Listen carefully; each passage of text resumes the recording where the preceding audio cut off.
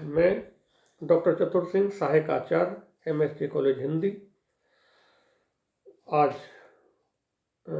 BA part प्रथम के हिंदी साहित्य के प्रथम पेपर के पाठ्यक्रम के विषय में बात करूंगा। इसमें प्राचीन और मध्यकालीन जो काव्य है उसमें कबीरदास जी के पद आज मैं भावार्थ हेतु प्रस्तुत कर रहा हूँ, उनका भावार्थ विद्यार्थियों को बता रहा हूँ।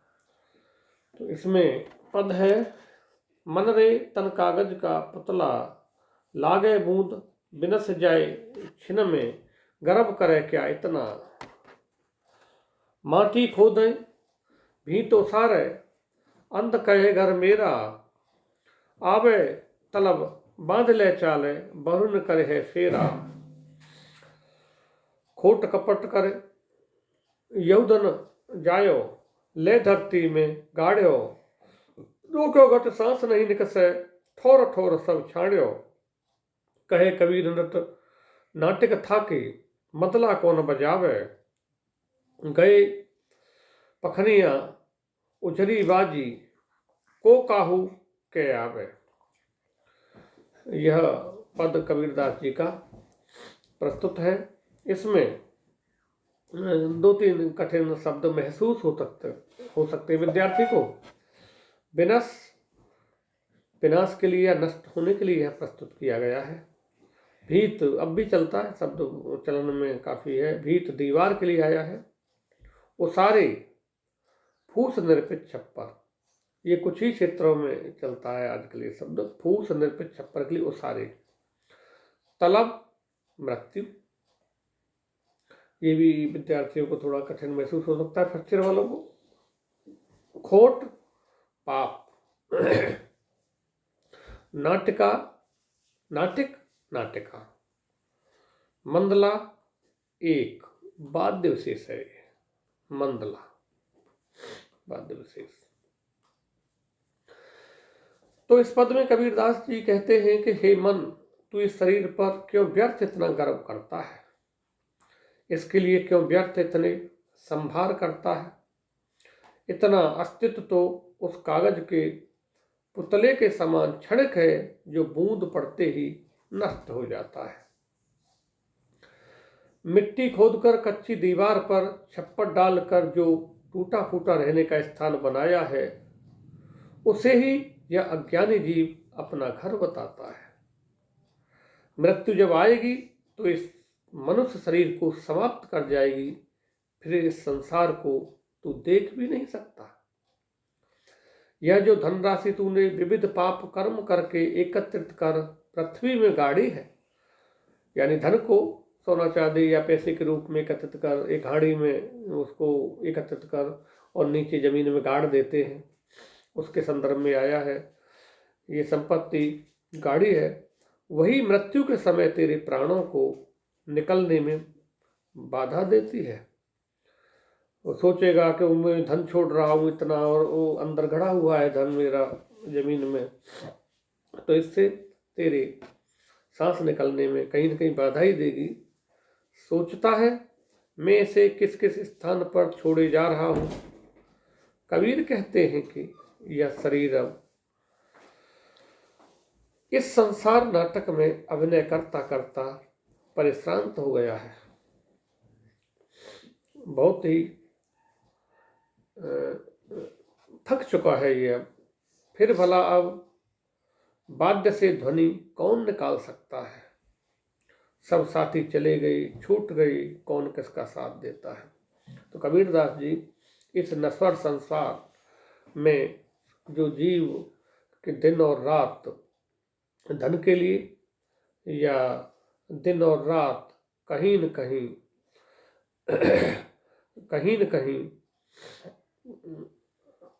अज्ञानी जीव अपना कोई घर बनाता है, स्थायी निर्माण करता है, कच्ची मिट्टी आदि को जोड़कर दीवार बनाता है, छप्पर डालता है, या कुछ भी जो जो जितना स्थायी निर्माण कर सकता है, धन एकत्रित कर जमीन में गाड़ सकता है।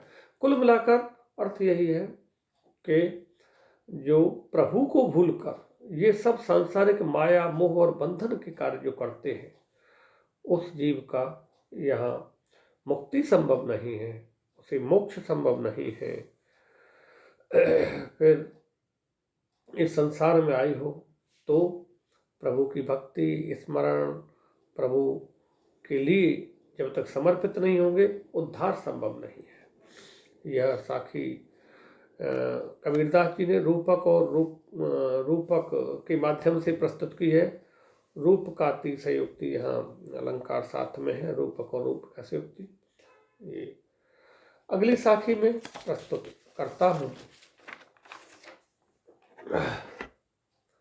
नहीं, साखी नहीं, सॉरी, अगला पद। ये पद चल रहे साखी, इससे जस्ट पहले के वीडियोज में साखी प्रस्तुत की थी, तो अगला मैं पद प्रस्तुत कर रहा हूं।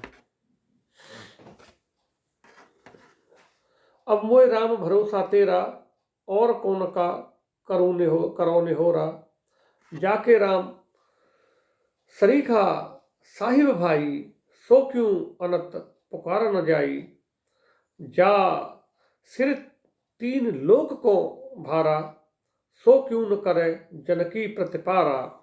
कहे कबीर सेबो बनवारी, सींचो पेड़ पीवे सब डारी।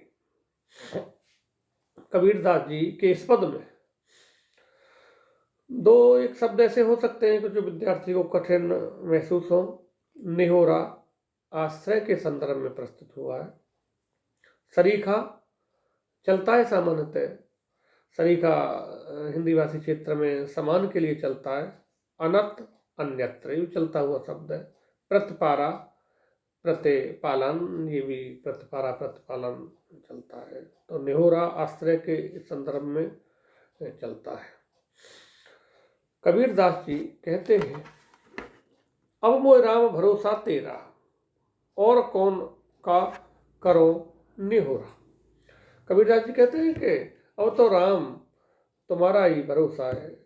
हे प्रभु, अब मुझे केवल मात्र आपका ही आश्रय है। अब मैं किसकी वंदना आपके अतिरिक्त करूं।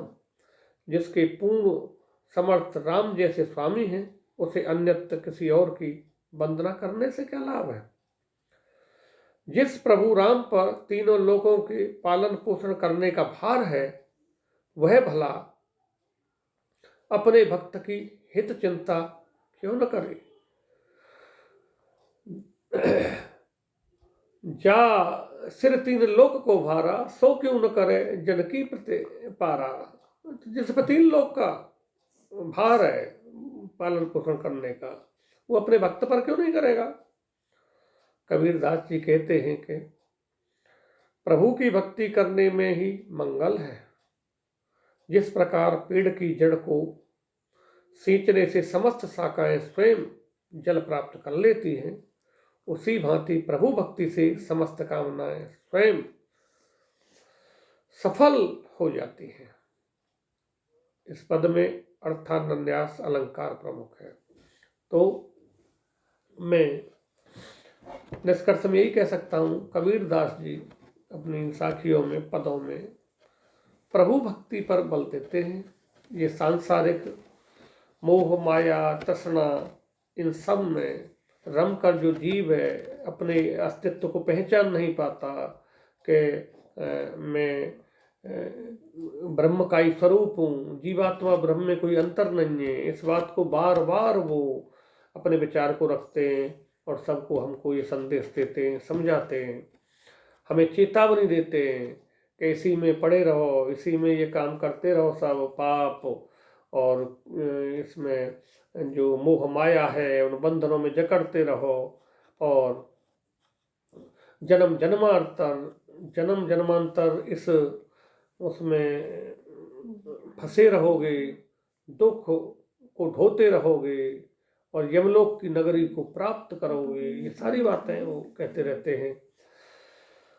वो एक और एकमात्र प्रभु राम की भक्ति पर, उनके स्मरण पर और उनके राम भक्ति और भगवान के प्रेम पर, इन पर वो बहुत ज़्यादा बल देते हैं और बार बार उनकी शक्ति का एहसास कराते हैं। जो तीन लोगों के भरण पोषण का स्वामी है, तीन लोगों के लोगों का उद्धार करता है, तो अपने भक्त की हितों की चिंता वो क्यों नहीं करेगा।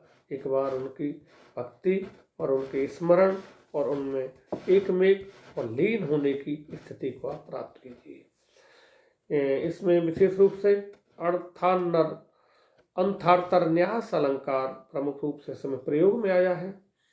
आज के इस वीडियो में कबीरदास जी के जो पद हैं, जो 6 पद पाठ्यक्रम में निर्धारित किए गए हैं, वो समाप्त होते हैं। अगले वीडियोज में हम कबीरदास जी के व्यक्तित्व, कृतित्व और उनके साहित्य की जो अपनी विशेषताएं हैं, या उनका काव्य सौंदर्य है, या उनकी भाषाई चेतना को लेकर जो स्थितियां हैं, उन पर अगले वीडियोज में हम बात करेंगे। धन्यवाद।